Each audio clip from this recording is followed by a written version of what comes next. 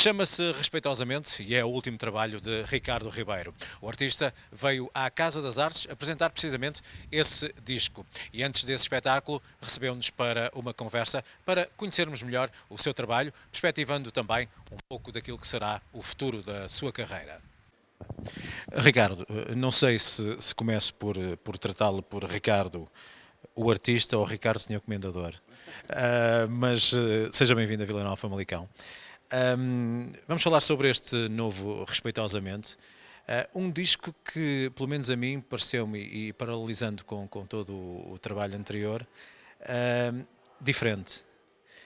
Esta diferença foi premeditada ou nem por isso?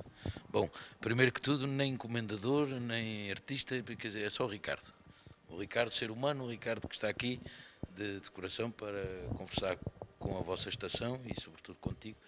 Quer dizer, e agora respondendo à tua pergunta, bem, digamos assim que, e trato-te por tu, que é mais fácil, quer dizer, vem de uma vontade interior, não é? Eu sou um indivíduo muito inquieto, não, quer dizer, tenho uma inquietação dentro de mim de procurar novos mundos, de procurar algo que me faça bem a mim e aos outros. E este disco é, no fundo, uma necessidade interior, porque eu tenho uma vida interior, gosto de pensar, gosto de refletir, gosto muito de filosofia e de poesia e de música.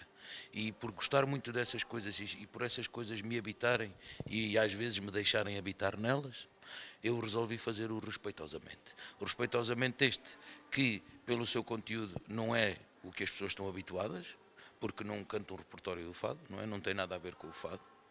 São canções e de grandes poetas que também a mim, pela minha história no fado, e como comecei muito jovem, muito pequeno, e como tinha e tenho um respeito e um saber, se quiseres, só sei que nada sei, como diria Sócrates, mas um saber em relação ao fado, a mim não me era permitido cantar este tipo de poesia dentro da linguagem fadista. E então resolvi fazer um disco diferente também por isso. Influências também de alguns músicos com quem tens trabalhado e naturalmente o Rabi é aquele que vem mais à tona. Agora, mais encostado à world music ou o fado, como diria Calaf, já tem um nome fino também, a world music? Essa é coisa da... A world music foi, creio, quanto a mim, foi algo que as pessoas arranjaram, não é? Para poder colocar diversas expressões e diversas manifestações artísticas a circular pelo mundo sem ter que se identificar como alguma coisa, sem ter que as rotular. E isso a mim agrada-me bastante. Por outro lado, o fado tem uma forma, o fado é como que um idioma, não é? É uma forma é como uma forma de falar. E então ele cabe na world music, mas ele tem uma postura na sua vida, tem um lugar, e esse lugar é na música étnica, não é uma música de cariz étnico. E portanto, eu não sei se aquilo que eu faço é da world music, se é jazz, se o que é, nem estou muito interessado em saber. A única coisa que a mim me preocupa é cantar poesia e música. E volto a repetir, algo que me faça bem a mim e aos outros, porque os artistas são um veículo de fazer bem a si próprios e aos outros. Não te preocupa minimamente aqueles que te olham como sendo fadista? Vamos falar dos puristas. Quando tu apareces com um disco destes, o que é que te têm dito? Ou tu, como disseste numa entrevista, isto é quase como uma prenda que estás a dar, é uma oferta que estás a fazer e esperas que desembrulhem de forma agradável, sem qualquer tipo de picardia. Bom, sabes, houve um compositor que eu gosto muito do mundo árabe, que se chama Muhammad Abdel Wahab, que era um compositor extraordinário, um compositor do século XX, que ele desapareceu para aí nos anos 80, e era um compositor extraordinário. Ele dizia uma coisa que um bocadinho arrogante, mas que de facto ele teria alguma razão, que ele dizia: com todas as coisas dos críticos eu faço uma pilha e ponho-me em cima e fico mais alto. É uma boa ideia. Essa é uma boa ideia. É uma boa ideia. Mas, sabes, eu admito muito a crítica quando a crítica critica a música e a poesia e não o músico, não o cantor. não é? Porque aquilo que está em crítica é aquilo que lá está feito, não a minha forma de o fazer. É muito distante da crítica. Eu gosto muito da crítica, quando a crítica automaticamente vai direto ao assunto, direto à poesia que não gostou, ou porque é que aquela poesia está naquela melodia que não funciona bem, ou se funciona bem. Esta é a coisa importante. Depois, em relação ao purismo, sabes, esta coisa de um indivíduo olha à tua volta e os grandes que inovaram, se quiseres essa palavra, que às vezes a mim me parece aterradora, às vezes, que inovaram, sabiam das suas tradições. Olha, Amália, eu não me quero comparar com nenhum. É preciso que fique claro. Não é uma comparação, é uma constatação. Repara na Amália. A Amália sabia do fado e sabia cantar um fado tradicional como uma fadista, como ninguém. Paco de Lucia, por exemplo. Sabia tocar todos os repalos flamencos da tradição. Desde os velhos, ele sabia tocar como o Ninho Ricardo, como o Sabicas, como o Melchor da Marchena, como o Luís Maravilha.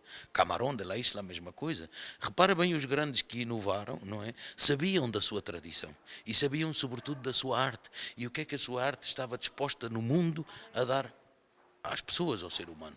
Portanto, essa coisa a mim não me assusta minimamente. E também gasto pouco aos 100. Olha, eu tive a oportunidade, infelizmente, de te ver a tua participação no programa do Herman, onde tu, juntamente com Virgul, fizeram uma versão para um dos temas do Virgul e, curiosamente, o tema ganhou ali uma expressividade e uma beleza diferente. Já pensaste em ir mais à frente relativamente à musicalidade e como agora tu apareces com este fora da caixa que estão habituados a ouvir-te, não pensaste em ir mais além? Sabes, eu não vivo uma vida de muita premeditação e não vivo uma vida de muitos planos, porque talvez ter sido tão vincado por uma frase do professor Agostinho da Silva, que é um homem que eu gosto muito. Não sou discípulo porque não tenho essa capacidade, mas sou um seguidor e sou um amante daquilo que foi o professor Agostinho da Silva como um ser universal que já nem é português, pelo seu pensamento e pela sua postura na vida. O professor Agostinho da Silva tinha uma frase que diz o seguinte: não faças planos para a vida para não estragar os planos que a vida possa ter para ti. Possa ter para ti. E então eu deixo que a vida me vá levando.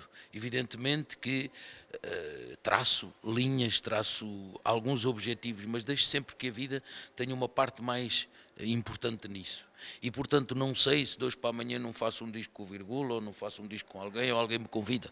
E se me convidar e se eu me identificar, é evidente que faço. Essa canção do Virgula é muito engraçada, porque a minha filha é que me a mostrou. Eu sou um bocadinho ignorante em alguns tipos, em algumas áreas das expressões musicais que se fazem em Portugal, porque às vezes me chateia um bocadinho, e não é uma crítica destrutiva, eu vivo muito por imitação.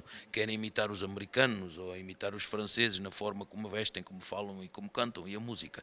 É uma coisa que a mim às vezes me entristece. Mas têm todo o direito a fazê-lo e é tão digno quanto aquilo que eu faço. Não é uma crítica, mas porém acho que a maior virtude de um artista é ter uma identidade. É quando tu ouves e sentires que é aquela pessoa, é aquele artista. Por isso é um artista, não é?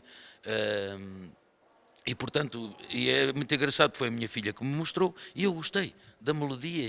É interessante lá dentro, vendo por dentro, tem algo de interessante, tem um sumo interessante, tem uma substância interessante. Não uma substância física, mas uma substância etérica que se sente numa mensagem subliminar que a cantiga tem. E então, como ia fazer o programa, e ele estava também, disse: Virgo, porque é que eu gostava de cantar? Vamos cantar. Ele disse: bora, cantamos. E assim ficou. Em boa hora, diga-se passagem. Olha, aqui na Casa das Artes, o teu espetáculo vai ser com base só no Respeitosamente ou não farás essa viagem, nem que peçam? Não, nem que peçam, porque os músicos não sabem esse repertório, portanto é quase que impossível de o fazer, a não ser que eu com a viola faça, mas como é evidente, por respeito, quer ao Jared Keguan, quer ao João Paulo Esteves da Silva, não faz sentido, não é? E estamos aqui para apresentar o Respeitosamente, é o Respeitosamente. A única coisa que eu, se calhar, digo em palco ao público é que se deixem vir connosco e que entrem na poesia e na música e talvez não precisem de outra coisa a não ser aquilo naquele momento. Olha, já estás a pensar num próximo trabalho ou ainda estás a fazer crescer este teu filho? Não, este filho vai crescendo e vai andando agora. Agora há que ir amparando, não é? Há que ir amparando e há que ir educando. Agora, eu estou sempre pensando em coisas. Gostava de fazer tantas coisas, mas como sabes, aqui no nosso país, às vezes é difícil. Não é difícil porque é difícil. Como noutros países têm as suas outras dificuldades. Em Portugal temos umas dificuldades, outros países têm outras, não é? E para uma pessoa como eu, que está sempre inquieta e que não está disposto a fazer às vezes certas, como se diz, concessões e essas coisas assim, é mais difícil, é um trabalho mais árduo, não é? Mas estou sempre pensando em fazer coisas às vezes um bocado malucas, mas como felizmente tenho realizado quase todos os sonhos, como por exemplo tive o privilégio que Portugal me deu e o céu me deu, que foi cantar a toada de Porto Alegre do José Régio, que era uma coisa que eu queria muito fazer com a Orquestra Metropolitana de Lisboa. E aconteceu. Portanto, quem me diz a mim que esta coisa que eu tenho vontade de fazer um disco só eu e o João Paulo de piano só a cantar Teixeira de Pascoais, não é possível. Não é? Se bem que, hoje em dia, como tu sabes, nós humanos queremos só ouvir pela rama e queremos só ouvir as coisas que se mastigam muito facilmente e tchau. E o Teixeira de Pascoais não é assim. O Teixeira de Pascoais precisas de digerir e de pensar e de aprofundar. E, portanto, claro, costumo dizer sempre que o sucesso e o fracasso são uma consequência do que eu faço. O importante é aquilo que faço. A consequência não me importa. Agora, gostava muito, porque o Teixeira de Pascoais é um dos meus poetas preferidos, favoritos, não tenho preferidos, tenho que me identifico mais, se assim quiseres, e adoro Teixeira de Pascoais e é uma pena que não se ouça mais poesia de Teixeira de Pascoais. Olha, tu és um homem que fala sempre, e para terminar, muito da escrita, muito da. Não, estás muito bem. Muito falas muito da escrita, da leitura, és um homem que vai beber muito à escrita e aos livros. Para quando tu também a escreves? Já tens alguns poemas que vão surgindo? Para quando aí um livro? Não sei, talvez eu já pensei em fazer um caderno de poesia, já dois ou três editores me disseram que gostavam, mas eu tenho sempre uma certa relutância nisso porque eu acho que os meus escritos são sempre assim um bocadinho maus. Não creio, como conheço tanta poesia boa, como amo tantos poetas fabulosos, quando vejo a minha acho isto é ridículo, quer dizer, e tenho muito medo. Apesar do João Paulo o João Paulo Esteves da Silva, que além de pianista, é um grande poeta e que editou agora um livro fantástico e que eu aconselho que é Maçã de Adão, que é um livro de poesia dele que é extraordinário. Eu, francamente, ele diz-me sempre, não, tu tens poesia boa, e outro dia apanhou-me um poema e fez uma música, e nós já a cantamos, que é a Estrada Azul, e ele disse, não, mas porquê que tu não escreves, mas porquê que não editas, porquê que não deixas as pessoas ver a tua poesia? É boa, mas eu tenho sempre essa relutância, não é? Um dia, quem sabe. Olha, respeitosamente, muito obrigado por nos teres recebido e respeitosamente também, muito obrigado pelo teu trabalho.